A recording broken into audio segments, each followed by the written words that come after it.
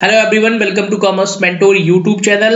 Bills of exchange पढ़ रहे थे हम सीबीएसई क्लास 11th टर्म 2 के लिए और आपने पार्ट 1 देख लिया होगा। पार्ट 1 में मैंने बेसिक पढ़ाया था, जनरल एंट्रीज भी बता दिया था।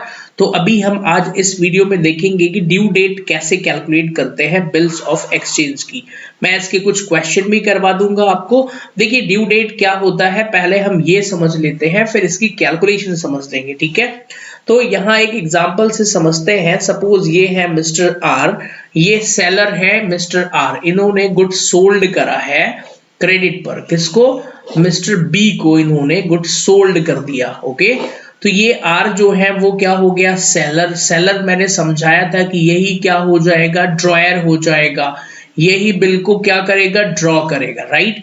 तो इसने एक बिल को ड्रॉ कर दिया। अब इस बिल में ये लिखा इन्होंने कि भाई मान लीजिए 1 जनवरी 1/1/2021 को इन्होंने बिल ड्रॉ करा है और 1 मंथ्स के लिए इन्होंने बिल ड्रॉ करा है, ठीक है। एक महीने बाद इनको पैसे मिल जाएंगे। पैसे कौन देगा भाई? परचेजर ही पैसे देगा। जिसने गुड्स परचेज करा है वही पैसे देगा ना एक महीने बाद। तो ये जो एक महीने बाद की पेमेंट डेट होती है, सेटलमेंट डेट होती है, उसी को हम ड्यू डेट कहते हैं, ठीक है। अच्छा, ड्यू डेट निकालते समय एक्चुअल में ये जो आप पढ़ रहे हैं अकाउंट्स में, तो इसका एक एक्ट भी है, नेगोशिएबल इंस्ट्रूमेंट एक्ट। उस एक्ट में इसके बारे में, बिल्स ऑफ एक्सचेंज के बारे में सारी बातें उसी एक्ट में कही गई हैं। तो उस एक्ट में ड्यू डेट निकालते समय कहीं भी ये नहीं लिखा है कि आपको ग्रेस डेज भी जोड़ना है। लेकिन जब हम ड्यू डेट निकालते हैं तो जैसे मान लीजिए 1 जनवरी से एक महीने का बिल लिखा तो 1 फेब ड्यू डेट होना चाहिए। लेकिन अकाउंटिंग में या रियल में इसमें 3 डेज जो है वो ग्रेस डेज के ऐड कर दिए जाते हैं। और ये जो 3 दिन जोड़ते हैं इसके बारे में एक्ट में कहीं नहीं लिखा है। ये एक ट्रेडिशन है, एक परंपरा है जो बड़े दिनों से चली जा रही है। अब ये 3 दिन क्यों जोड़ते हैं, क्या लॉजिक हो सकता है इसका?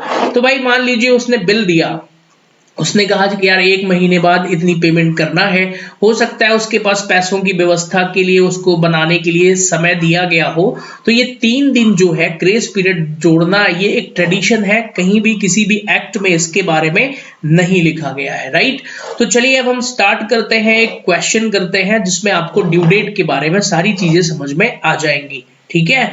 तो ये एक क्वेश्चन है आपके सामने, calculate the due dates of the bills in the following cases. अब पहला केस क्या है? 1 दिसंबर। 1 दिसंबर को इन्होंने, 1 दिसंबर 2018 को, 18 19 20 कुछ भी लीजिए, तो ये इन्होंने ड्यू डेट बिल लिखा है, 60 डेज के लिए लिखा है इन्होंने। अब देखिए जरा, फिर से इसको सॉल्व करते हैं, ठीक है। तो आप लोग भी बस एक ही क्वेश्चन में सारी चीजें क्लियर हो जाएंगी। तो 1 दिसंबर 2018 को अगर इन्होंने बिल लिखा है 60 डेज के लिए, तो हमको इसमें क्या कर देना है? प्लस करना है 60 डेज। ध्यान से सुनिए, 60 डेज है। वैसे आप कहेंगे कि सर ये 60 डेज जो लिखा है, क्या ये 2 महीने नहीं मान सकते क्या इसको? तो इसका आंसर है नहीं। अगर डेज में दिया है तो आपको फिर डेज काउंट करना पड़ेगा। तो चलिए 1 दिसंबर में हम प्लस करते हैं 30 दिन पहले। तो यहां से ये पूरा दिसंबर कंप्लीट हो गया, 31 दिसंबर आ गया, राइट। फिर हम इसमें क्या प्लस कर देंगे? नेक्स्ट 30 डेज प्लस कर देंगे, किसके? जनवरी के, राइट। तो हमारे ये 60 डेज हो गया ना, 30 दिन दिसंबर के, 30 दिन जनवरी के। तो ड्यू डेट क्या आ गई? जनवरी 30। लेकिन रुकिए, इसमें आपको 3 डेज एक्स्ट्रा भी जोड़ने पड़ेंगे। कौन से 3 डेज है ये? ग्रेस के डेज है। तो इसकी एग्जैक्ट ड्यू डेट क्या आ जाएगी भाई? 30 जनवरी में एक दिन जोड़िए, 31, फिर 1 फेब और 2 फेब। तो ड्यू डेट क्या आ जाएगी इसकी? 2 फेब 2019। क्लियर हो गया, समझ में आ गया? 2019, वो भी कौन सा? 2 फेब। क्यों होना है ऐसा? देखिए हमने 1 दिसंबर में 60 डेज जोड़ा है क्योंकि हमें डेज दिया हुआ था क्वेश्चन में। क्लियर हो गया? सेकंड पर आते हैं, यहां पर क्या बोला गया है? 30 अप्रैल 2019, 30 अप्रैल 2019 दिया हुआ है। अब इसमें जोड़िए आप, कितने दिन जोड़ना है आपको? 2 महीने जोड़ना है। आप कहेंगे कि सर ये पिछले वाले क्वेश्चन में 60 डेज दिया था, यहाँ 2 महीने है, क्या ये दोनों बात एक ही है? नहीं, दोनों वैसे तो एक ही है, लेकिन अकाउंटेंसी में हम जब मंथ लिखा है ना तो डायरेक्टली मंथ ही ऐड करेंगे। तो 30 अप्रैल में आ जाइए, जरा सेकंड पार्ट सॉल्व करते हैं और आपके सारे डाउट भी यहाँ पे क्लियर हो जाएंगे। अगर कुछ भी डाउट हुआ आपको तो वो भी क्लियर होगा, ठीक है। तो देखिए एक बार फिर से, क्या है 30 अप्रैल 2019, कितने महीने जोड़ना है हमको इसमें, 30 अप्रैल 2019, इसमें हमको प्लस करना है 2 मंथ्स। ओके, अब जब हमें 2 मंथ्स ऐड करना है तो भाई 30 अप्रैल में हमने एक महीना पूरा जोड़ा, एक महीना ऐड कर दिया तो वो 30 मई हो जाएगा, एक महीना पूरा ही जोड़ेंगे हम। फिर से एक महीना जोड़ दीजिए तो क्या हो जाएगा, 30 जून हो जाएगा। फिर आपको क्या प्लस कर देना है, 30 डेज, नहीं सॉरी 3 डेज है ना, ग्रेस पीरियड कितना, 3 दिन, 3 डेज। तो ग्रेस पीरियड प्लस कर दीजिए 30 जून में, तो 1 जुलाई, 2 जुलाई, 3 जुलाई, ठीक है। 3 जुलाई क्या हो जाएगी आपकी, ड्यू डेट हो जाएगी। क्लियर हो गया, ये सबको क्लियर है। अब आगे बढ़ते हैं। तो ये क्लियर हो गया, 2 महीने ये भी हमने अच्छे से ऐड कर लिया है। अब आते हैं नेक्स्ट पर, और यहाँ पर देखना है आपको 28 जनवरी दिया है। आप कहेंगे सर अब तो हमें सब समझ में आ गया है, 28 जनवरी में एक महीने जोड़ देना है। तो रुकिए जरा, इतना जल्दबाजी भी क्या है, देखिए जरा क्या करना है इस पे।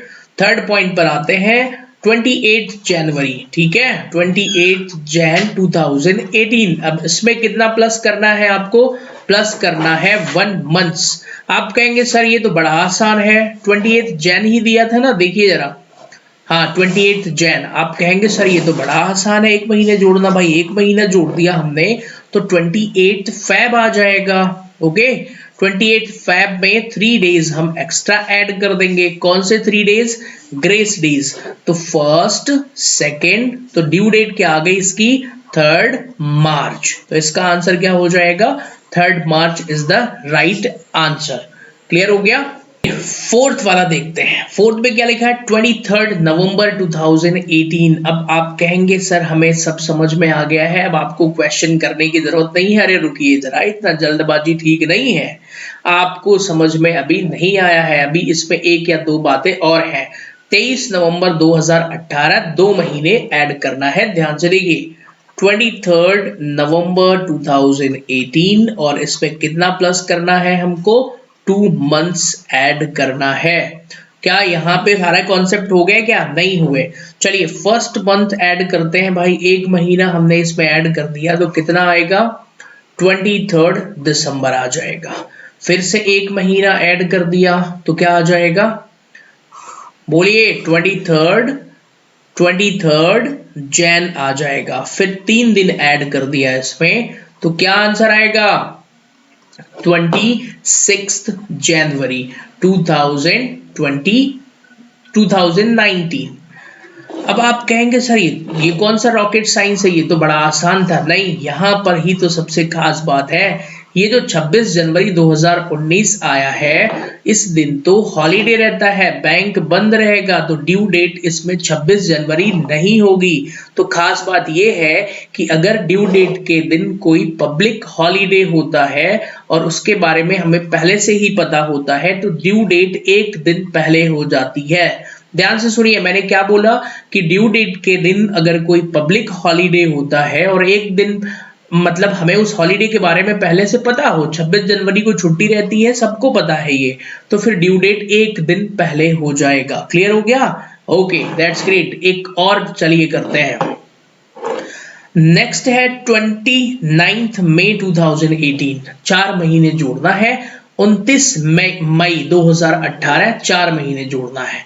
तो अब आप कहेंगे कि सर अब तो हम पक्का कर लेंगे, तो चलिए आप करके बताइए मुझे जरा, 29 मई में जोड़िए जरा, कितना जोड़ना है, 29, एक बार फिर से देख लेते हैं, 29 मई 2018, 29 मई 2018, इसमें प्लस करना है हमको 4 मंथ्स। ड्यू डेट निकाल करके कमेंट करके बताइए, जल्दी करना है सॉल्व, ठीक है। नाउ आप कहेंगे सर ये तो बड़ा आसान है, कैसे सॉल्व करेंगे, देखिए जरा, पहला महीना इसमें प्लस कर देंगे फर्स्ट मंथ, तो क्या आ जाएगा, 29 6/2018। देखिए इसको सॉल्व कैसे करना है, एक्चुअल में सॉल्व करने की तो टेबल बना दूंगा मैं, आप ऐसे भी कर सकते हैं, इसका कोई मेथड नहीं होता है सॉल्व करने का, है ना, ये तो कैलकुलेशन है, कैसे भी करिए। फिर से एक महीना जोड़ दूं मैं इसमें, तो फिर नई डेट क्या आ जाएगी, 29/7/2018। हमें 4 महीना जोड़ना है, ठीक है।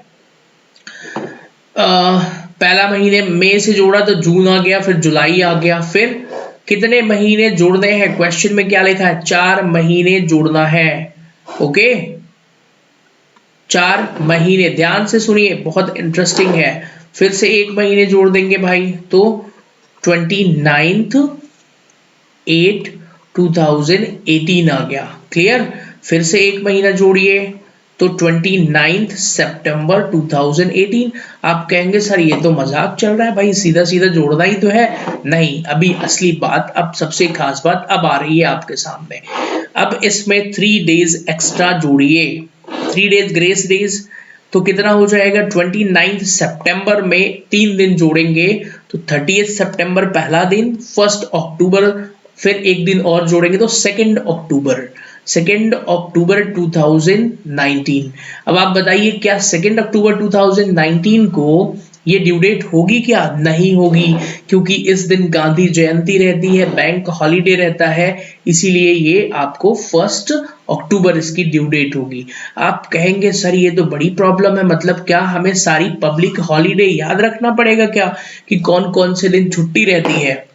तो इसका आंसर है कि वैसे तो याद रखना पड़ेगा, बट 11th क्लास में आपसे ये उम्मीद नहीं करते हैं कि आपको सब कुछ याद रहे। जनरली कौन कौन सी डेट, जैसे देखिए जो फिक्स होता है, जैसे 15 अगस्त हो गया है ना, 15 अगस्त ये फिक्स है, 26 जनवरी फिक्स है, 2 अक्टूबर फिक्स है। जैसे ये 3 तो आपको याद ही रखने पड़ेंगे कि ये पब्लिक हॉलीडे हैं इस दिन।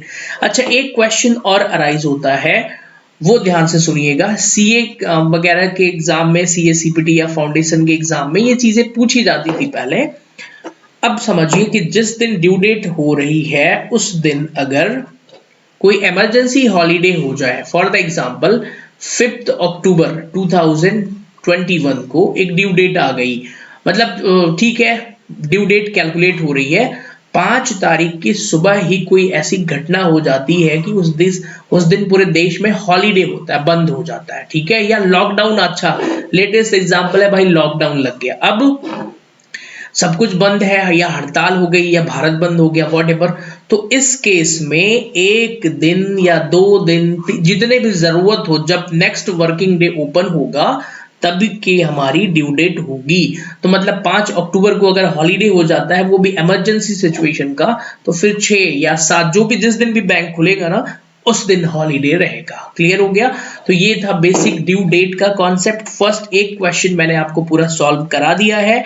जिन स्टूडेंट को भी ये पीडीएफ फाइल चाहिए तो आपको इस वीडियो के डिस्क्रिप्शन में एक ऐप की लिंक मिल जाएगी, आप कॉमर्स मेंटोर ऐप डाउनलोड कर सकते हैं। सेकेंड टर्म का मैं अभी लाइव बैच स्टार्ट करने वाला हूं, तो अगर आपको मेरा पढ़ाया हुआ समझ में आता है तो आप ऐप डाउनलोड करके लाइव बैचेस में भी जुड़ सकते हैं। Okay, so thanks for connecting everyone, see you in next live session, bye bye to all of you.